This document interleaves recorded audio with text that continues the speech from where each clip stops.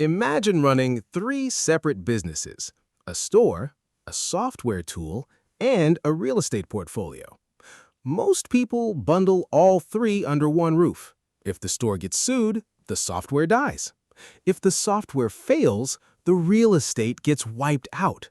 That is how most entrepreneurs build. They stack risk on top of risk. Wealthy founders do something entirely different. They build an invisible umbrella.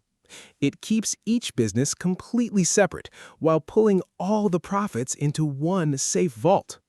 It's called a holding company, and you don't need a team of high-priced lawyers to understand how it works. Let's keep this incredibly simple. Think of your business as an operating company. We'll call it OpCo. And think of your main vault as a holding company. We'll call it HoldCo.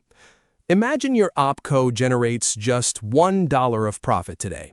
Normally, that $1 flows straight into OpCo's account, sitting right alongside your daily operations.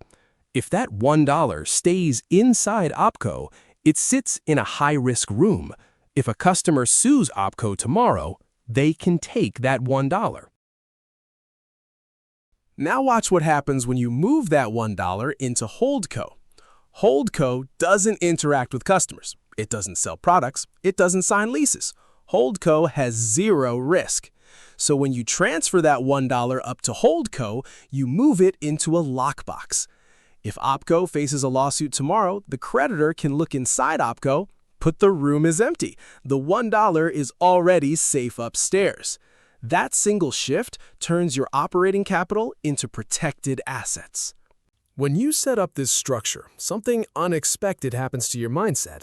You stop viewing yourself as just a business owner. You stop waking up thinking about daily tasks, customer support tickets, or supplier delays. You become a capital allocator. Think of a chess player. An operator is a single piece moving on the board, fighting off every attack as it comes.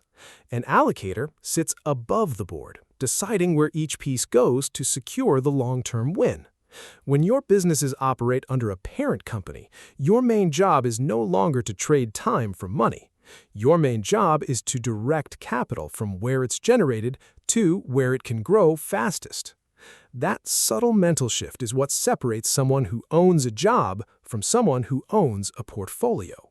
Let's look at how money actually flows between your companies. Say you have Business A. It's doing well. At the end of the month, Business A makes $1,000 in clear profit. Without a holding company to use that money elsewhere, you usually have to pay it out to yourself as personal income. You get taxed on it first, and then you take whatever is left over and try to fund Business B.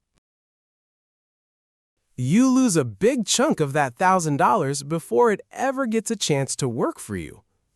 With a holding company, Business A sends that $1,000 straight up to HoldCo as an intercompany dividend.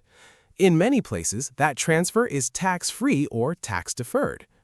Now, HoldCo takes that full $1,000 and invests it directly into Business B. No personal tax drag, no wasted momentum.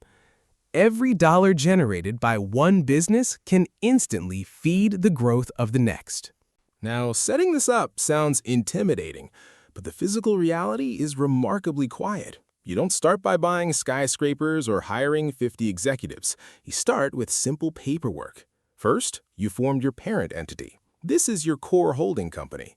Second, you set up your operating entity underneath it, or transfer ownership of your existing business so that HoldCo owns 100% of its shares. Third, you open separate bank accounts for each entity. That third step is where most people fail.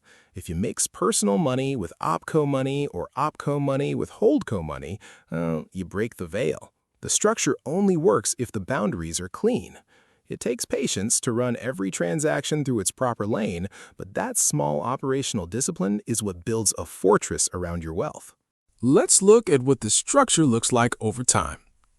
Imagine you start with just one business bringing in $500 a week.